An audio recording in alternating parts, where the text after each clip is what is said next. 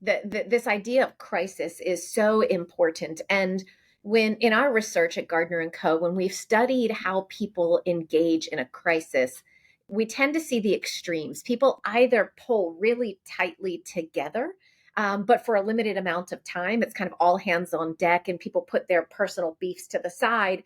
But then they revert, back to the mean pretty quickly.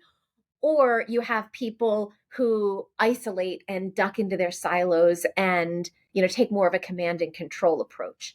And it's remarkable, as I was rereading the book before our discussion today, I realized that you had a different kind of a cadence there. You went from one crisis to the next to the next, and you didn't fall off in between. Like that sense of, we're in this together, you managed to sustain it somehow. And I'm wondering if you know what allowed you to do that. Well, I believe it's because we always were headed towards a goal, and we were always articulating what that was. And even when we got, let's take COVID for instance, took us off our path for a while that we had to address for that. We stayed with developing the strategic plans for the future, and we communicated what the future was going to look like, right? And how we were going to get there.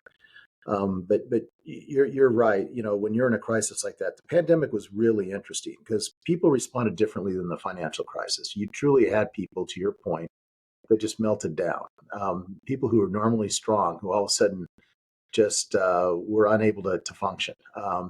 Others who just stepped up, who you wouldn't expect, and it's almost like one of those war movies where you see the most incompetent person all of a sudden being the most effective on the battlefield, right?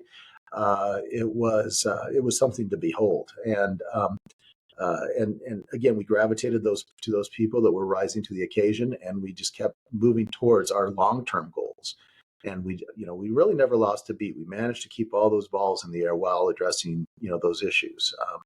So that's a credit to the team, and again, it's collaboration because we were all stretched, but yet we just kept it moving forward. Yeah, absolutely.